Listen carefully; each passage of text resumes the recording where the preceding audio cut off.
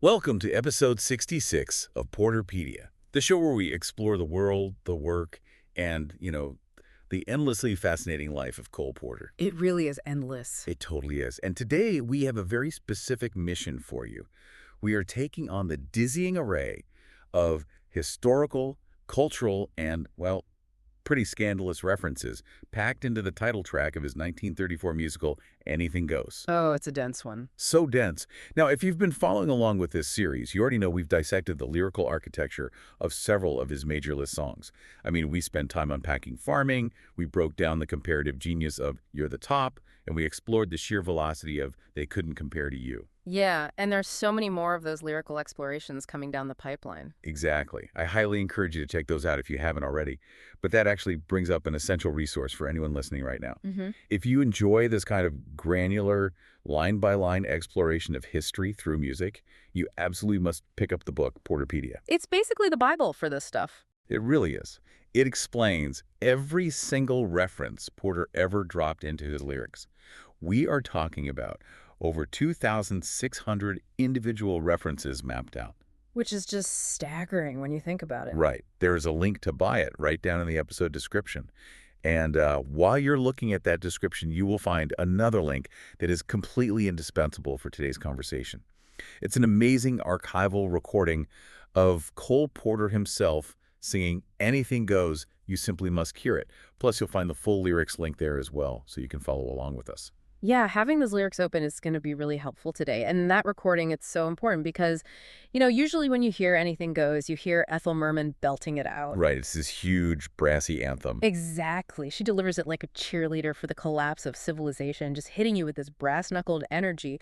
But when you click that link and hear Porter sing it at the piano, it becomes this wry, intimate, almost conspiring whisper. It completely changes the vibe of the song. It really unlocks it. The melody is incredibly bouncy, almost relentlessly cheerful, but the lyrics, when he sings them, are painting a portrait of a society suffering from profound cultural whiplash. Cultural whiplash is the perfect way to describe 1934. I mean, it's impossible to talk about the jokes in this song without talking about the specific psychological friction of that year. Oh, absolutely. Because the Great Depression wasn't a fresh shock anymore. It had settled into this grinding systemic reality. Yet, if you look at the Broadway landscape in 1934, the public's appetite for absolute, unadulterated glamour hadn't diminished one bit. If anything, it had actively metastasized. I mean, the working class escapism of the 1920s really transformed into this desperate craving for upper-class sophistication by the mid-1930s. Like they didn't just want to forget their troubles. Right. They wanted to watch people who never had troubles to begin with. But this is where I've always found Porter to be such an anomaly. Because you look at his contemporaries, the titans of Tin Pan Alley like Irving Berlin or the Gershwins, their genius was really rooted in the working class immigrant experience. Yeah, they wrote from the pavement up. Exactly. But Cole Porter was born into staggering wealth in Indiana. He inherited millions, he trained in Europe, and basically lived as a stateless aristocrat. He rubbed shoulders with diplomats and royalty and movie stars. Right. He wasn't observing royalty and socialites from the cheap seats. He was throwing the parties they attended. And that aristocratic lens is really the defining feature of Anything Goes. Even the physical setting of the musical acts as this psychological barrier from the Depression. I mean, the entire plot takes place aboard an ocean liner traveling from New York to London. Which is just a completely hermetically sealed environment. Precisely. A luxury ocean liner in 1934 is a literal floating world of cosmopolitan mobility.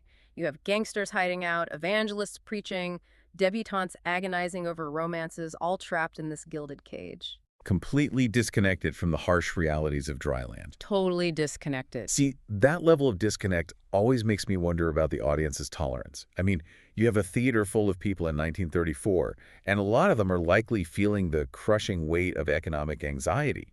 So why wouldn't they fundamentally resent a wealthy aristocrat singing about champagne problems and rich socialites? It's a great question. It feels like a massive risk, right? Was Porter just that insulated, or did he know exactly what he was doing? So he knew precisely what he was doing, and the mechanics of his writing prove it. Porter didn't just passively celebrate high society, he affectionately mocked it. Okay. Yeah, he had written earnest songs about how wonderful it is to be rich. The audience absolutely would have revolted. Instead, he flattered the listener. By making them feel like insiders. Exactly. He turns you into a co-conspirator. When he drops an incredibly niche reference about a socialite or some political scandal, he never stops to explain the joke. The assumption built into the lyric is that you, the listener, are just as worldly, cynical, and plugged in as he is. So he's handing you a metaphorical martini and inviting you to laugh at the absurdity of this exclusive world. Right. It's a brilliant inclusionary tactic. Contrast his drawing room dispatches with the gritty reality of the 1930s, and you see why audiences needed this heady intoxication of a bygone era. So to show how upside down the world has become, he starts by targeting the foundational myths of the country. He doesn't start by attacking the 1920s. He goes all the way back to 1620. The very beginning. Right. Let's look at that opening verse. He sets it up. Times have changed, and we've often rewound the clock since the Puritans got a shock when they landed on Plymouth Rock. And then comes the subversion. Yeah. If today, any shock they should try to stem, instead of landing on Plymouth Rock would land on them. The historical inversion there is just brilliant because the Puritans and Plymouth Rock, I mean, they represent the absolute zero of American moral rigidity. The ultimate founding mythology. Exactly. And the grammatical and physical joke here is that Porter flips the script so the monument of tradition violently crushes the founders. It's almost cartoonish. It reminds me of a modern joke where George Washington gets chopped down by the cherry tree. Yes. It's this highly effective way to signal that the old rules are completely dead. And placing that violent comedic destruction at the very beginning of the song serves a crucial purpose. It establishes the baseline for the listener. Right, like setting the stage. He's essentially warning you, if the Puritans can't survive 1934, no one's morals can. It prepares you for the absolute avalanche of modern sins that are about to follow. Right, because once the Puritans are flattened, he immediately moves on to what would shock them the most. The rapid collapse of Victorian sexual and literary modesty. The erosion of modesty is a huge theme here. Yeah, he transitions into that famous refrain. In olden days, a glimpse of stocking was looked on as something shocking. But now, God knows, anything goes. That shift from a glimpse of stocking to what comes next is so fast. Just a generation prior, hemlines were floor length, the ankle was scandalous. And now it's quaint. Because he immediately follows the stocking line with, good authors too who once knew better words, now only use four-letter words. Writing prose, anything goes.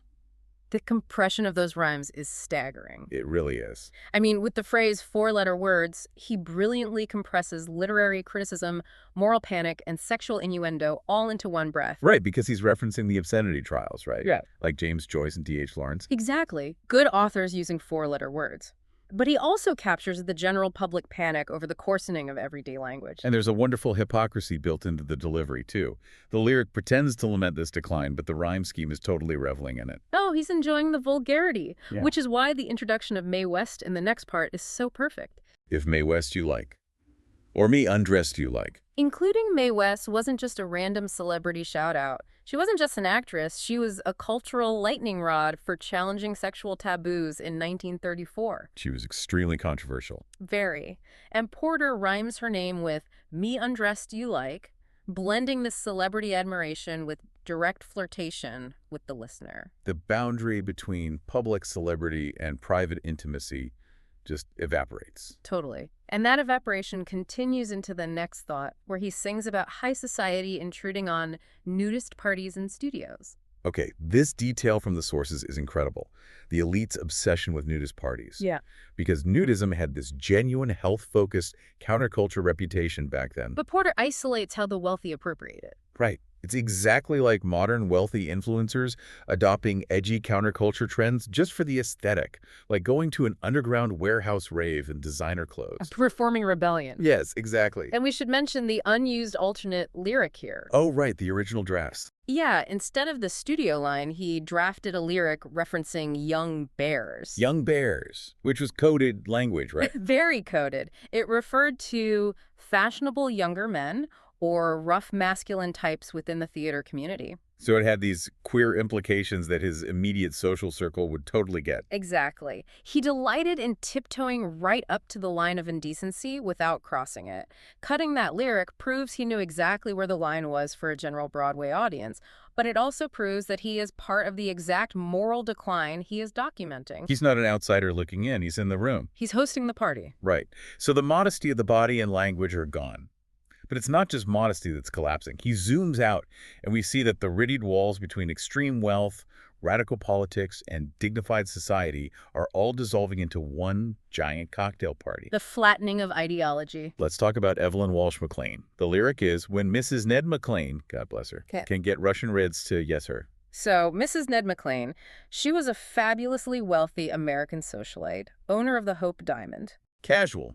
Just wearing the Hope Diamond around. Right. And wife of the Washington Post publisher. She is the ultimate symbol of American capitalist excess. And Porter puts her in a room with Russian Reds, communists. Now, approaching this purely through Porter's comedic lens, impartially unpacking it in 1934, communism was widely feared in the U.S. The ideological friction was intense. The stakes were incredibly high. Very high.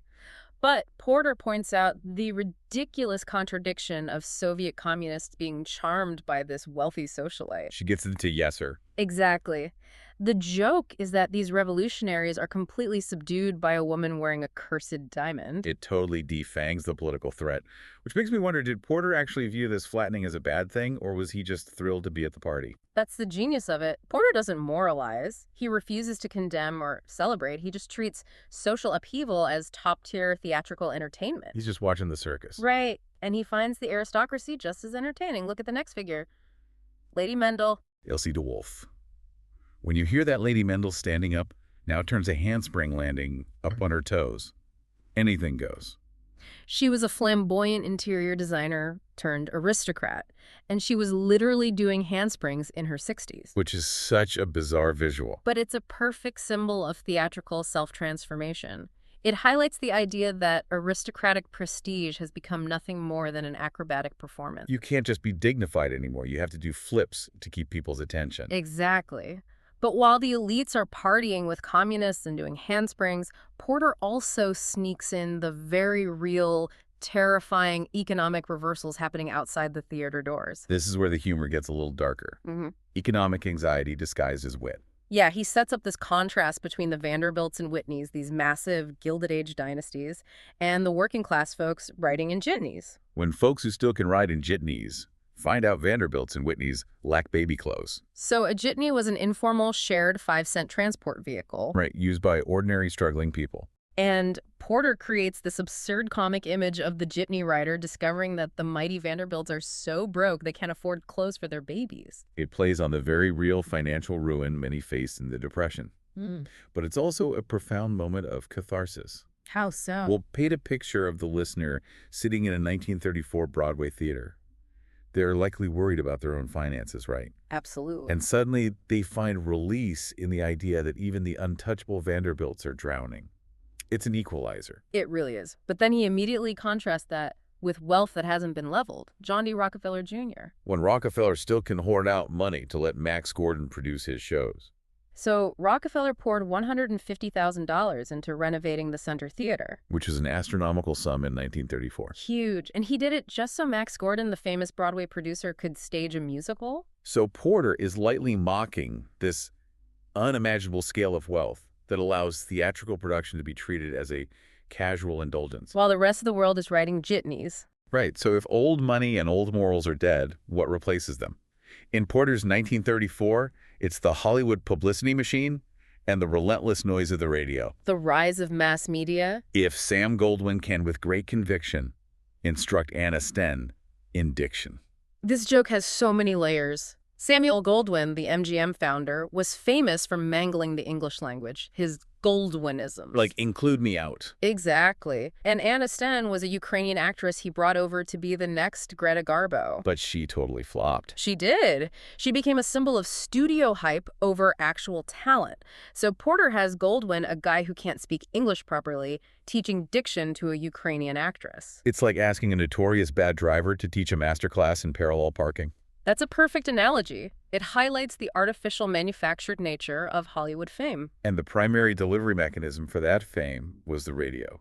Just think of those shocks you've got from those little radios. Those little radios is such a specific 1934 detail. Compact tabletop radios were replacing bulky furniture. They were suddenly dictating social behavior, fashion, and music directly into the home. Porter saw technology overwhelming people with constant sensational information. It was exhausting. And the ultimate proof that mass media has flattened society comes at the end of the song, when the highest political office in the land becomes just another radio advertisement. This is a huge moment in the song. So Mrs. R, with all her trimmings, can broadcast a bed from Simmons. Mrs. R being First Lady Eleanor Roosevelt. And the historical context here is wild. In 1934, she hosted a radio show sponsored by the Simmons Mattress Company.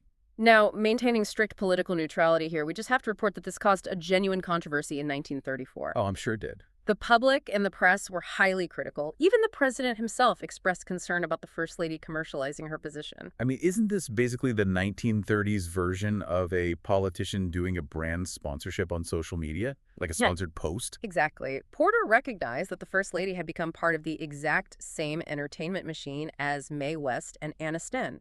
Nothing remains sacred. Right. Politics and commercial spectacle were now indistinguishable, and Porter captures all of that politics, commerce, celebrity endorsement, class anxiety in just 2 breezy lines. It's incredible lyrical compression, which really brings us to the sheer density of this list song. It isn't just a catchy tune. Not at all. It's a cultural time capsule. It preserves the exact sensation of living through an era where old certainties dissolved. And that's why the legacy of Anything Goes endures. Every generation believes they are living through an unprecedented cultural decline. We always think we're the first ones to fall off the cliff. But the song still works today, even if the specific names like Anna Sten or Lady Mendel are obscure to modern ears. You don't need to know their biographies to feel the impact. Exactly, because the emotional logic remains intact. Fame, scandal, moral panic, they are all cyclical. Every era thinks language is coarsening. Every era thinks celebrities are multiplying out of control. The rhythm of the anxiety is identical, and that actually brings me to a final provocative thought for you, our listener, to mull over. Ooh, I like where this is going. We've seen how brilliantly Porter captured the flattening of 1934 culture via the technology of those little radios. Well, think about the smartphone in your pocket right now, or the screen you're looking at. Our version of the little radio. Exactly. If Cole Porter were alive today, writing a new verse of Anything Goes for our algorithm-driven, influencer-obsessed era, what modern sacred institution would he gleefully tear down with a perfect, cynical rhyme? Oh, he would have a field day with our modern absurdities. He really would. Well, thank you so much for joining us on this exploration of Cole Porter's genius. And remember, if you want to understand every single reference we didn't have time for, you absolutely must click the link in the description to buy Porter-Pedia. Over 2,600 references. It's essential reading. And please do not forget to click the other link to hear Porter's own incredibly wry rendition of the song. You'll find the full lyrics there too. Thanks for tuning in, and we'll see you on the next episode.